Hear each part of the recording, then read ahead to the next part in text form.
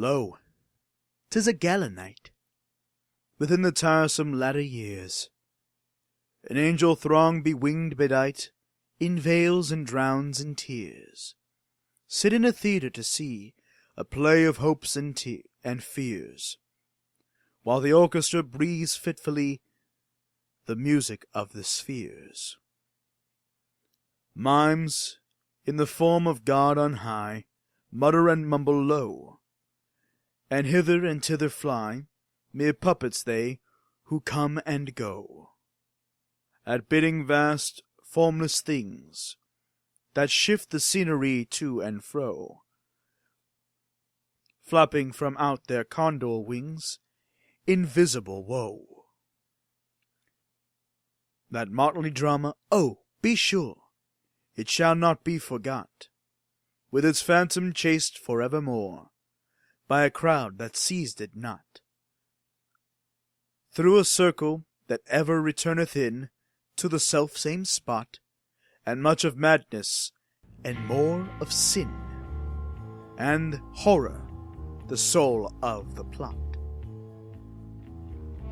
But see amid the mimic rout a crawling shape intrude, a blood-red thing that writhes from out the scenic solitude. It writhes with mortal pangs, the mimes become its food, and seraphs sob at vermin fangs, in human gore imbued.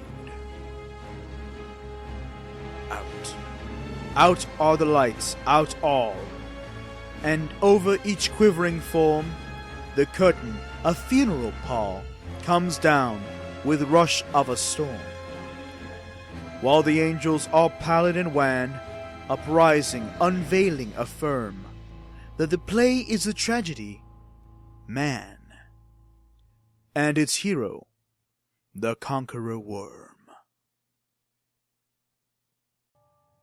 Gaily bedight, a gallant knight, in sunshine and in shadow, had journeyed long, singing a song, in search of El Dorado. But he grew old, this knight so bold, and o'er his heart a shadow fell as he found no spot of ground that looked like El Dorado. And as his strength failed him at length, he met a pilgrim, a shadow. "Shadow," said he, "where can it be, this land of El Dorado?" "Over the mountains of the moon, past the valley of the shadow, ride, boldly ride," the shade replied, "if you seek for El Dorado."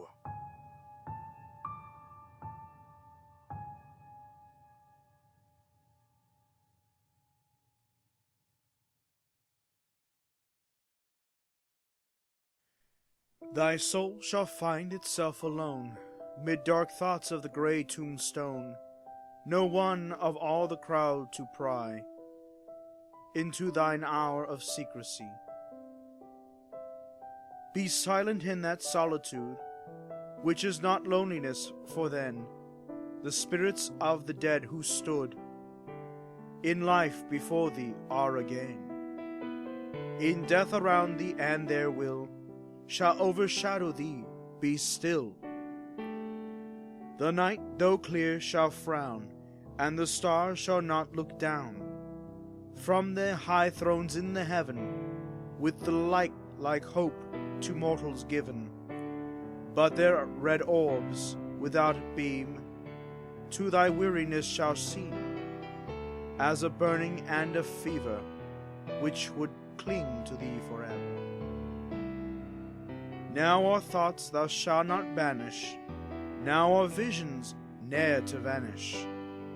From thy spirit shall they pass, no more, like dewdrop from the grass. The breeze, the breath of God is still, and the mist upon the hill, shadowy, shadowy yet unbroken, is a symbol and a token. How it hangs upon the trees, a mystery of mysteries.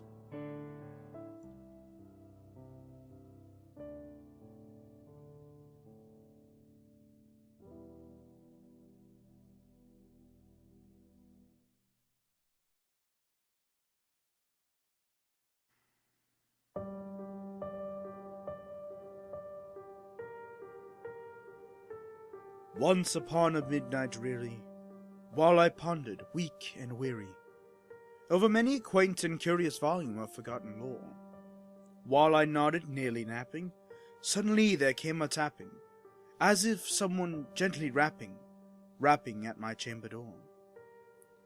"'Tis some visitor," I muttered, tapping at my chamber door. "Only this, and nothing more." Ah, distinctly I remember, it was in the bleak December, and each separate dying ember wrought its ghost upon the floor. Eagerly I wished the morrow, vainly I had sought to borrow from my books surcease from sorrow, sorrow for the lost Lenore, for the rare and radiant maiden whom the angels named Lenore, nameless here forevermore. And the silken sad uncertain rustling of each purple curtain thrilled me, filled me with fantastic terrors never felt before, so that now, to still the beating of my heart, I stood repeating, "'Tis some visitor entreating entrance at my chamber door. Some late visitor entreating entrance at my chamber door.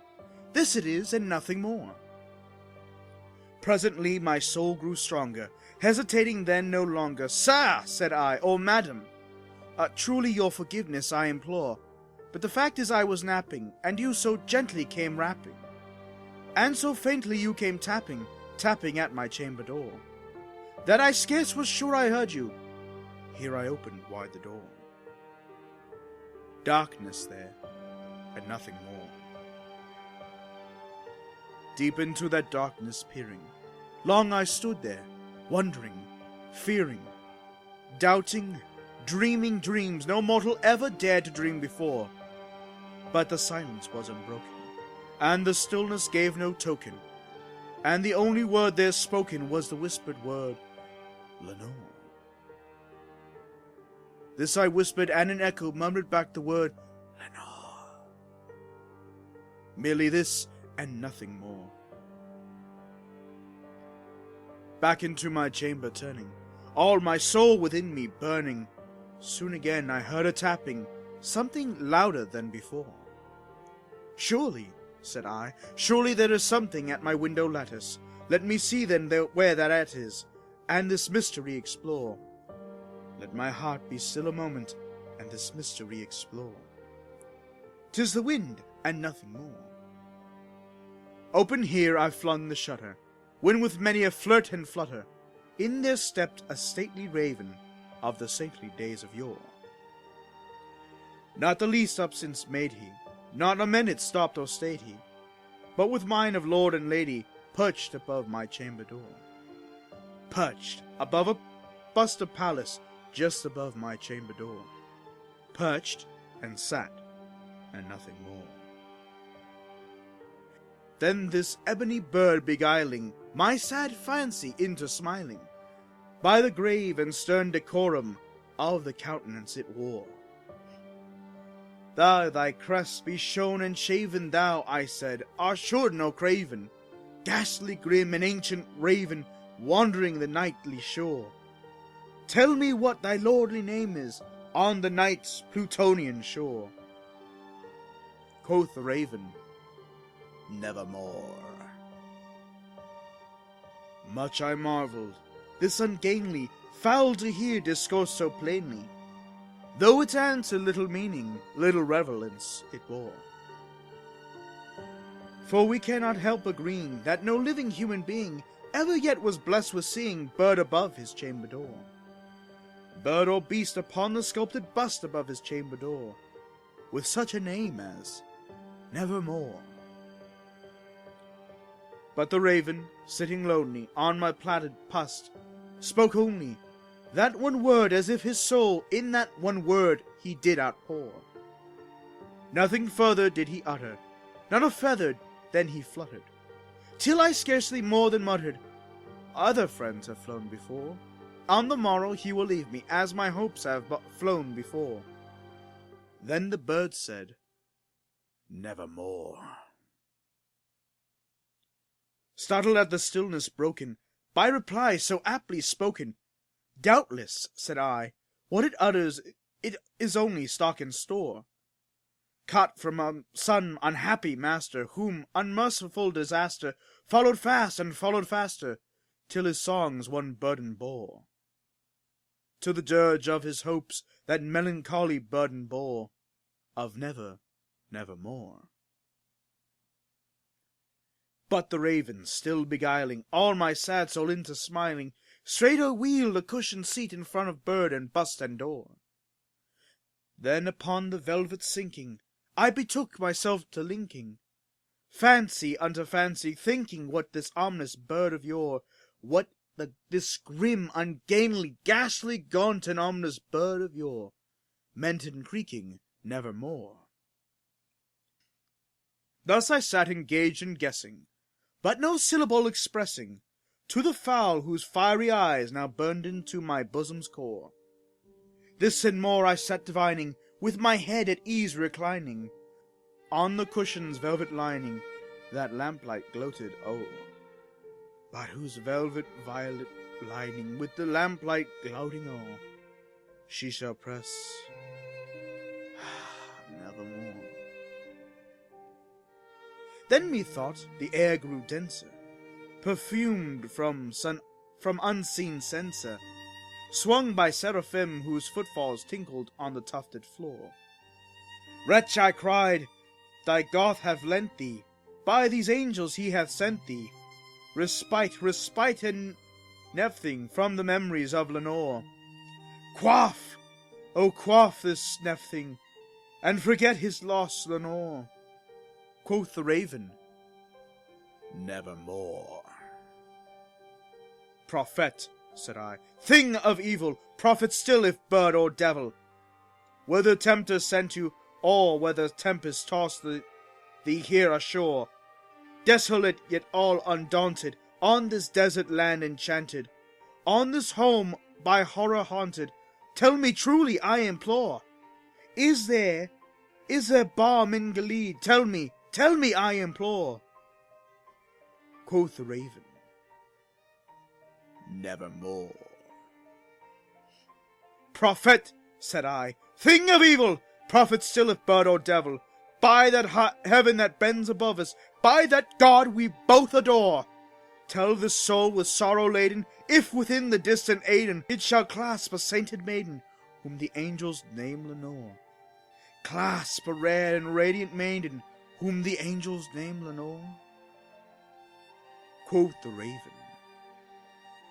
nevermore. Be that word our sign of parting, bird or fiend, I shrieked upstarting, get thee back into the tempest and the night's Plutonian shore. Leave no black plume as a token of that lie which thou hast spoken. Leave my loneliness unbroken. Quit the bust above my door. Take thy beak from out my heart, and take thy form from off my door. Quoth the raven, nevermore. And the raven, never filting, still is sitting on the pallid bust of Pallas, just above my chamber door. And his eyes have all the seeming of a demon that is dreaming, and the lamplight o'er his streaming throws his shadow on the floor. And my soul from out that shadow that lies floating on the floor shall be lifted nevermore.